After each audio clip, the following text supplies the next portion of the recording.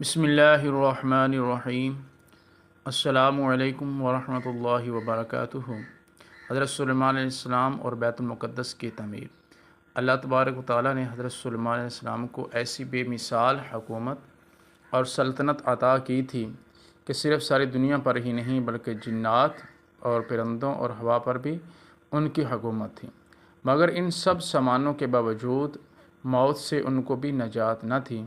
اور یہ موت تو مقرر وقت پر آنی ہی تھی۔ بیت المقدس کی تعمیر جو حضرت داؤد علیہ السلام نے شروع کی ملک شام میں، جس جگہ حضرت موسیٰ علیہ السلام کا خیمہ گاڑا گیا تھا، ٹھیک اسی جگہ حضرت داؤد علیہ السلام نے بیت المقدس کی بنیاد رکھی، مگر عمارت پوری ہونے سے قبل ہی حضرت داؤد علیہ السلام کی وفات کا وقت آن پہنچا، اور آپ نے اپنے فرزند حضرت سلیمان علیہ السلام کو اس عمارت کی تکمیل کی وصیت فرمائی کہ اس عمارت کو مکمل آپ نے کروانا ہے۔ چنانچہ حضرت سلیمان علیہ السلام نے جنوں کی جماعت کو اس کام پر لگایا اور عمارت کی تعمیر ہوتی رہی۔ جنات کی طبیعت میں سرکشی غالب تھی، تو حضرت سلیمان علیہ السلام کے خوف سے وہ جنات کام کرتے تھے۔ ان کی وفات کا جنات کو اگر علم ہو جائے تو وہ فوراً کام چھوڑ بیٹھے اور تعمیر رہ جائے، یہاں تک کہ آپ کی وفات کا وقت بھی قریب آ گیا اور عمارت مکمل نہ ہو سکی، تو آپ نے یہ دعا مانگی کہ الہی میری موت جنوں کی جماعت پر زہر نہ ہونے پائے، یہاں تک کہ وہ برابر عمارت کی تکمیل میں مصروف رہیں اور ان سبوں کو علم غیب کا جو دعویٰ ہے وہ باطل ہو جائے۔ یہ دعا مانگ کر آپ محراب میں داخل ہو گئے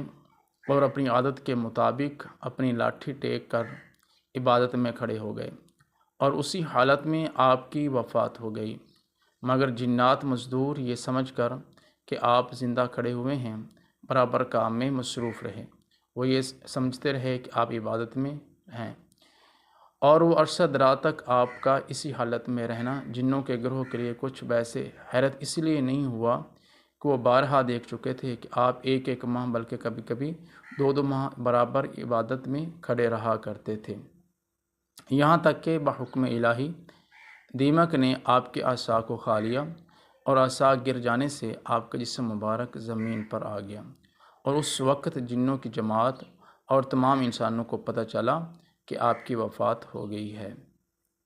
آپ اللہ کے پاس چلے گئے ہیں، آپ اس دنیا میں نہیں رہے۔ قرآن مجید میں اللہ تعالیٰ نے اس واقعہ کو ان لفظوں میں بیان فرمایا ہے کہ